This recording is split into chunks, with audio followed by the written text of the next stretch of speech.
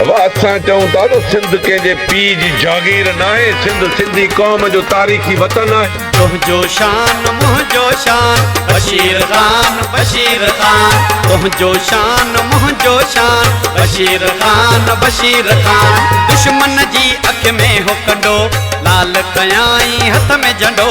उड़स बहादुर यार हुयो, बाजो वॾो किरदार हुयो। छात मलाया ई मैदान बशीर ख़ान बशीर ख़ान, सिंध तां घोरई पंहिंजी जान बशीर ख़ान बशीर ख़ान।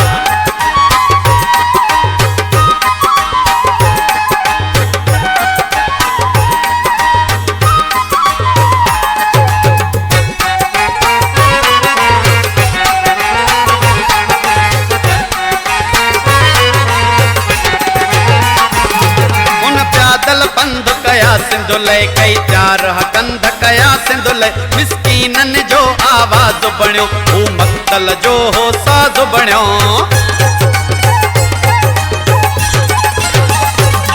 उन प्यादल बंद कया सिंधुले कई चार कंध कया सिंधुले, मिस्कीनन जो आवाज बणियो हू मक्तल जो हो साज बणियो। धरती तां थी वियो कुर्बान बशीर ख़ान बशीर ख़ान, तुंहिंजो शान मुंहिंजो शान बशीर ख़ान बशीर ख़ान। दुश्मन जी अख में हो कंडो, लाल कयाई हथ में झंडो। उड़स बहादुर यार हुयो, बाजो वॾो किरदार हुयो। छात मलाया ई मैदान बशीर ख़ान बशीर ख़ान, सिंधड़ीअ तां थी वियो कुर्बान बशीर ख़ान बशीर ख़ान।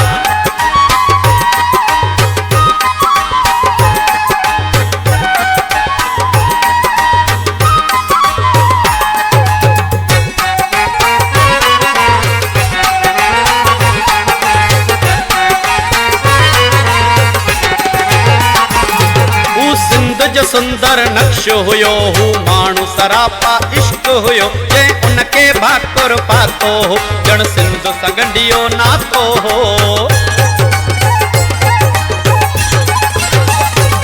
हू सिंध जो सुंदर नक्श हुयो हू माण्हू सरापा इश्क हुयो, जे उनके भाकुर पातो हो ॼण सिंध सगंडियो नातो हो। काथा लभे अहिड़ो इंसान बशीर ख़ान बशीर ख़ान, तुंहिंजो शान मुंहिंजो शान बशीर ख़ान बशीर ख़ान। दुश्मन जी अख में हो कंडो, लाल कयाई हथ में झंडो। उड़स बहादुर यार हुयो, बाजो वॾो किरदार हुयो।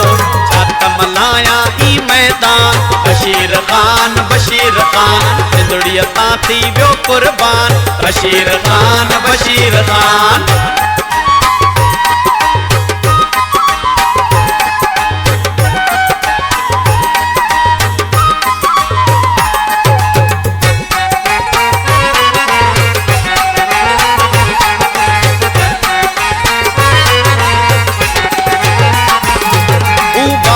धरती वारन जो मिस्कीनन जो लाचारन जो, का शान लिखा मां शाहाणी पर याद अखिन में अचे पानी।